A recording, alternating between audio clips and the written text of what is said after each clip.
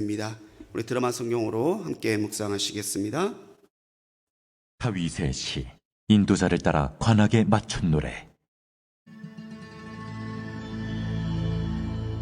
여호와여, 나의 말에 귀를 기울이사 나의 심정을 헤아려 주소서. 나의 왕, 나의 하나님이여, 내가 부르짖는 소리를 들으소서. 내가 주께 기도하나이다. 여호와여, 아침에 주께서 나의 소리를 들으시리니 아침에 내가 주께 기도하고 바라리이다. 주는 죄악을 기뻐하는 신이 아니시니 악이 주와 함께 머물지 못하며 오만한 자들이 주의 목전에 서지 못하리이다. 주는 모든 행악자를 미워하시며 거짓말하는 자들을 멸망시키시리이다. 여호와께서는 피 흘리기를 즐기는 자와 속이는 자를 싫어하시나이다. 오직 나는 주의 풍성한 사랑을 힘입어 주의 집에 들어가 주를 경외함으로 성전을 향하여 예배하리이다.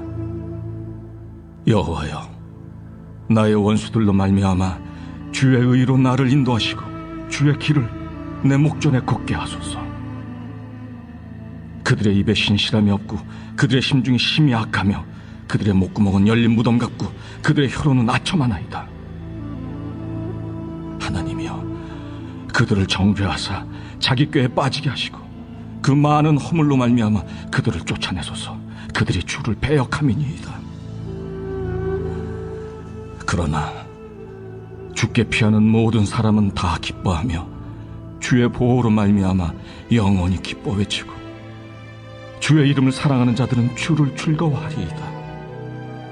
여호와여, 주는 의인에게 복을 주시고 방패로함 같이 은혜로 그를 호위하시리이다. 아멘. 할렐루야.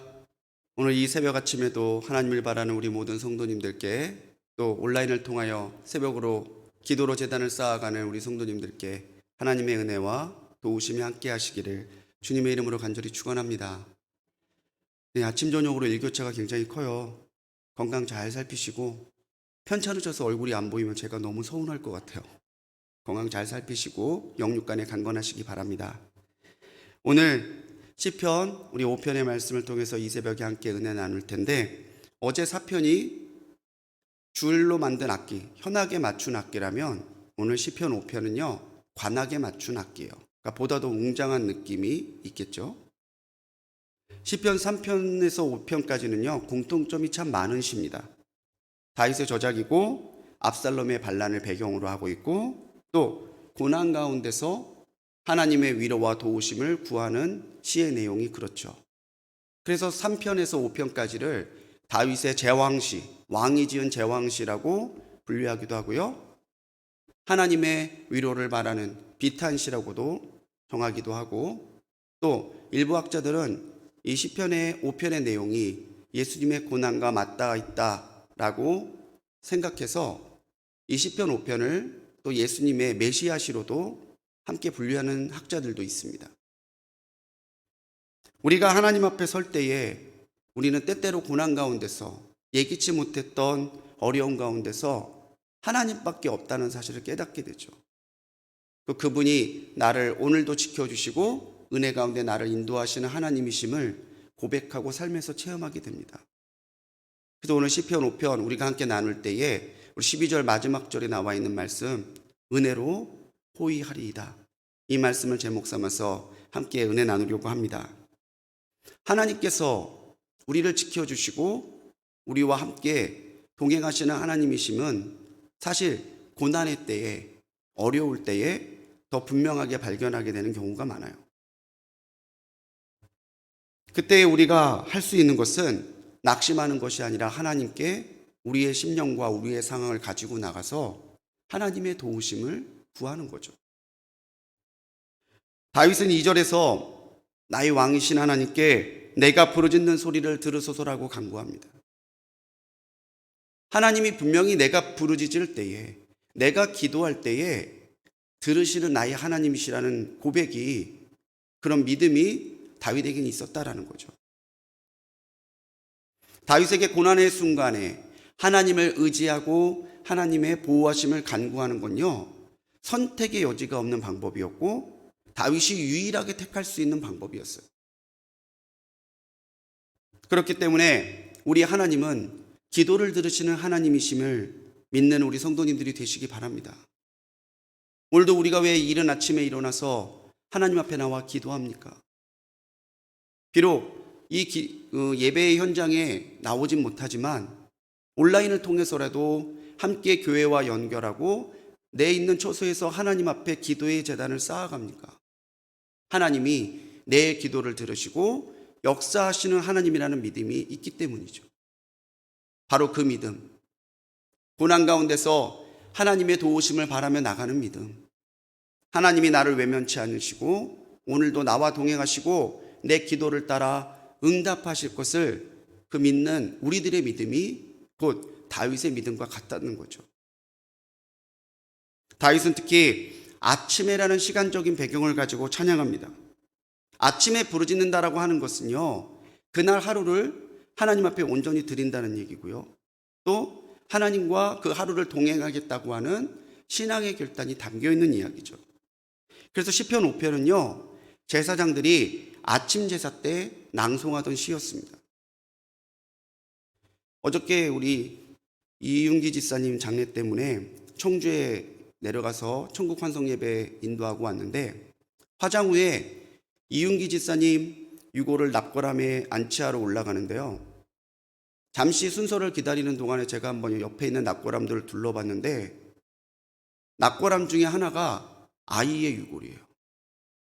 2019년에 태어났는데 2021년에 죽었더라고요. 무슨 이유에서 죽었는지 알 수 없는데 그 부모의 마음이 얼마나 아프겠어요. 그런데 그 아이의 유골함에 뭐라고 기록이 되어 있냐면 내가 아침에 주를 바라리이다, 그렇게 기록되어 있더라고요. 사랑하는 자녀를 장례를 치르고 아이의 유골을 거기에 안치하면서 부모님들의 그 애통하는 심령 가운데서 눈물로 적었을 시의 고백인 거죠. 우리 아이가 지금 이 땅에서의 짧은 생을 마치고 하나님 앞에 가지만 하나님께서 깨워주시는 그 아침에 주를 바라게 될 것입니다 라는 믿음의 고백이 가슴에 찡하게 울리더라고요.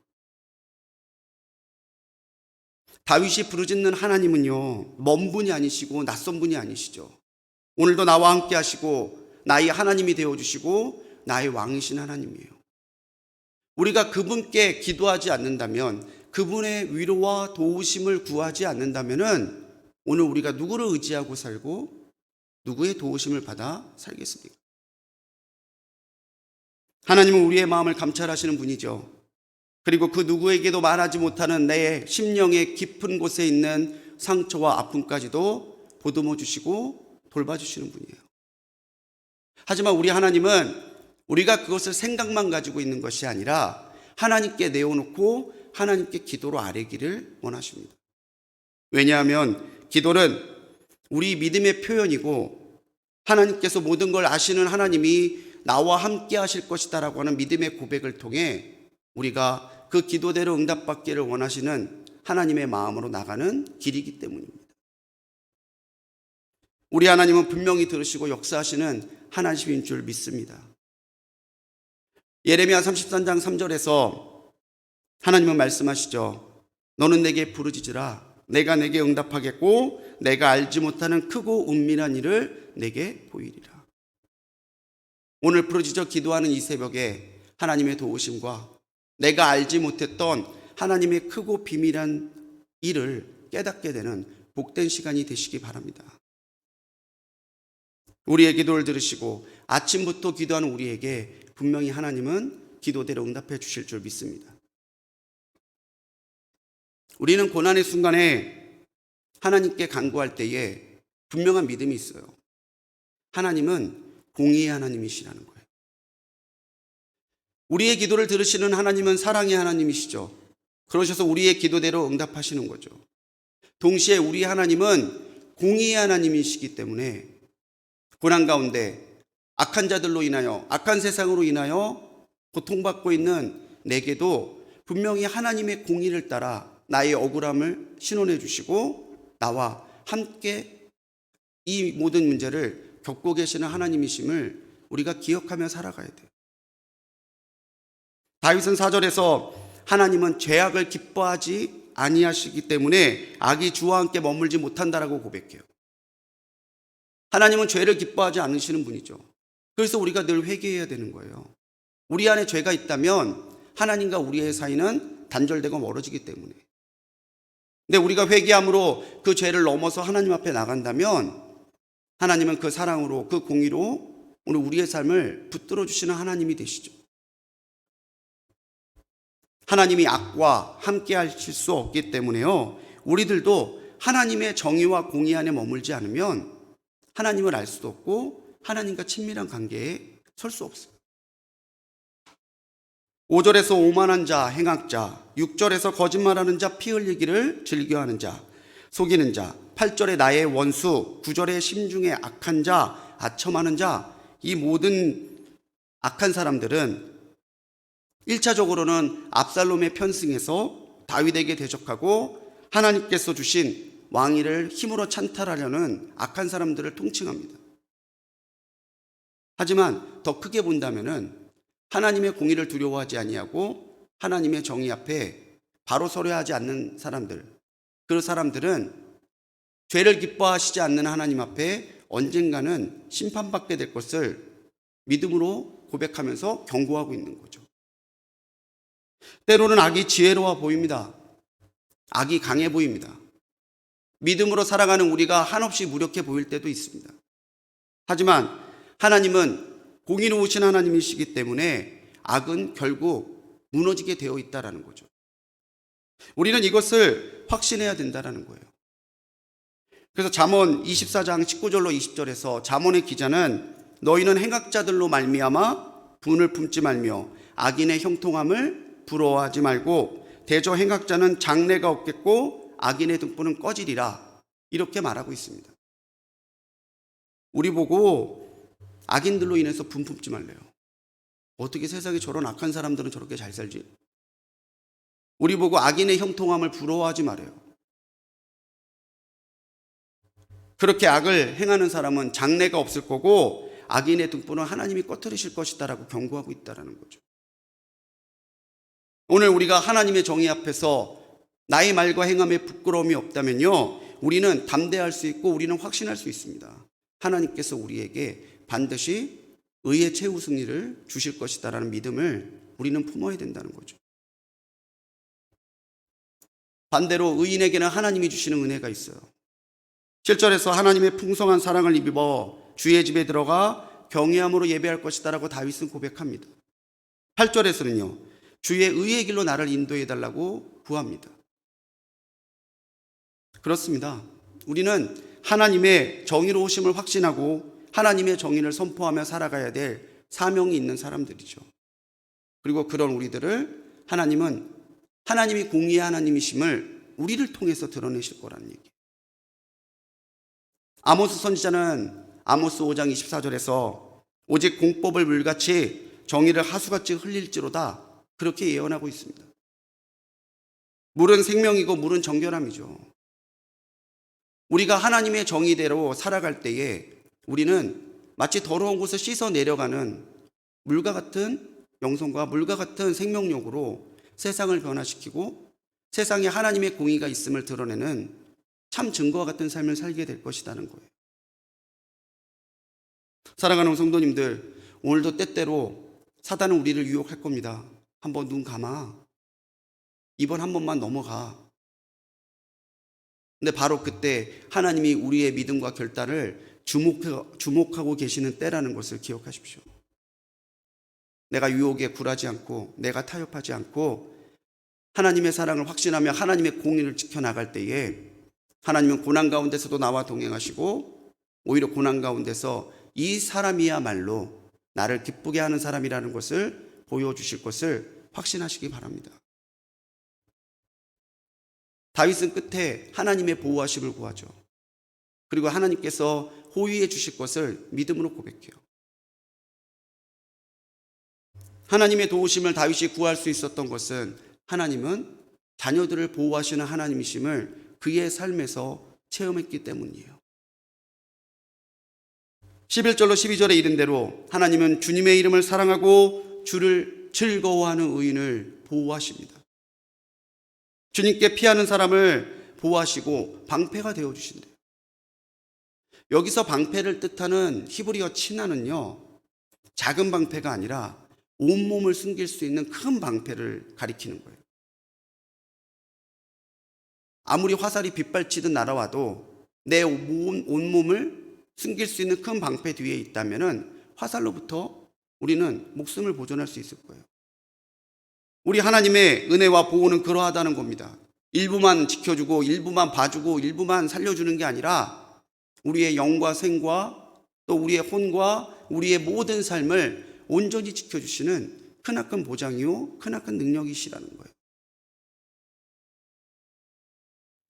시편 121편 4절에서 시편의 기자는 담대하게 선포합니다. 이스라엘을 지키시는 자는 졸지도 아니하시고 주무시지도 아니하시리로다. 우리 하나님은 졸지도 아니하시고 주무시지도 아니하시고 우리를 도우시고 우리와 함께 하시는 하나님이십니다. 그리고 그 하나님이 오늘 우리 성도님들의 모든 삶 가운데 또 모든 삶의 자리들마다 함께 하시면서 큰 방패가 되어 주셔서 지켜주실 줄 믿습니다. 하나님의 보호심을 확신하시기 바랍니다. 우리의 기도를 들으시는 하나님이 하나님의 공의를 따라 갚아주시고 하나님의 사랑으로 우리를 보호하십니다. 불안함과 두려움은요, 십자가 너머로 던져버리십시오. 오늘 그 일이 잘 될까? 오늘도 나의 하루가 평안할까? 두려움과 불안은 그리스도인의 몫이 아닙니다. 우리에게 주어진 것은 하나님을 바라보는 가운데 담대한 것이고 하나님 앞에 믿음으로 기도하는 가운데 그분의 도우심을 허락받는 거예요. 밤이 지나면 아침이 오고요. 구름이 걷히면 햇살이 비치듯이 고난의 순간이 지나면 그 무엇과도 비교할 수 없는 찬란한 은혜의 햇빛이 빛나는 하나님의 복된 시간이 오늘 우리에게 주어질 거예요. 오늘도 다윗처럼 어디에서나 하나님의 보호하심을 구하며 그분의 은혜 가운데 오늘도 담대하게 승리하는 우리 모든 불꽃교회 성도님들이 되시기를 주님의 이름으로 간절히 축원합니다. 기도하시겠습니다. 우리를 보호하시는 하나님은 언제나 우리의 큰 방패가 되셔서 생명과 삶을 지켜주시는 분이심을 고백합니다. 우리가 어떤 상황에서도 기도를 놓지 않게 하시고 기도할 때 들으시고 역사하옵소서. 악인의 형통으로 낙심하는 것이 아니라 의인에게 주시는 은혜를 바라보며 나의 믿음을 지키고 담대하게 살아가게 하옵소서. 오늘 하루도 하나님의 공의와 사랑과 은혜 가운데 하나님의 응답과 이적을 체험하는 복된 날이 되게 하옵소서. 우리를 구원하신 예수 그리스도의 이름으로 간절히 기도합니다. 아멘.